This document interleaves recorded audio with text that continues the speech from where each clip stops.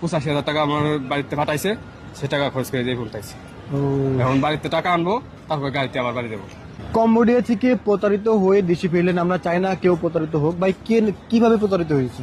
আমি যার মাধ্যমে গেছি তার দোষ দেবো না, ঠিক আছে?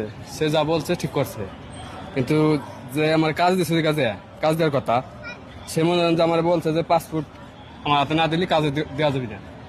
তারপরে দিছি বিশ্বাস করে পাসপোর্ট মনে করেন, দেওয়ার পর সে পাসপোর্ট নিয়ে আমার মনে হয় যে টাকা দাবি করছে। পাসপোর্ট নিয়ে আটকে রাখছে? হ্যাঁ, টাকা দাবি করলে পরে মনে হয় ওদিকে পাসপোর্টও দেয় না, আমার কাজও দেয় না।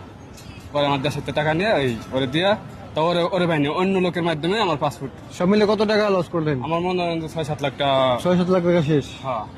আচ্ছা, দেশের যে দালালের মাধ্যমে গিয়েছেন তাকে কোনো দোষ দিচ্ছেন না, কারণ কি?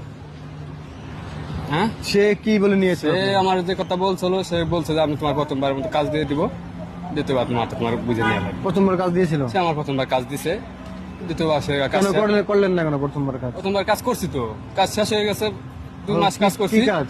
কনস্ট্রাকশন কাজ। কনস্ট্রাকশন 2 মাসের জন্য? সে বলছে তোমার এক সাইডে দেবো আমি, তুমি কাজ করলে পরে তোমার বুঝে নিয়ে লাগবে। 2 মাসের টাকা পাইছেন? হ্যাঁ, টাকা পাইছি। আচ্ছা, পরে কাজ হয়ে যায় দালাল মাধ্যমে, কই যে পাসপোর্ট না দিলে তোমার একটা কোম্পানিতে ঢুকে যাবে না। পরে এই কোম্পানিতে মনে হয় ঢুকেছে, তাই দেখো বাংলাদেশি? হ্যাঁ, বাংলাদেশি দালাল? বাংলাদেশের দালাল। তো তারপরে এই কোম্পানিতে আমার ঢুকে দিলি, 15 থেকে 20 দিন কাজ করছি। 20 দিন কাজ করলে আমার ওই জায়গা কোনো বাঙালি রাখছি না কোম্পানিতে, কম্পিউটিং করে কাজ করাবো, তার কিছু করার নাই।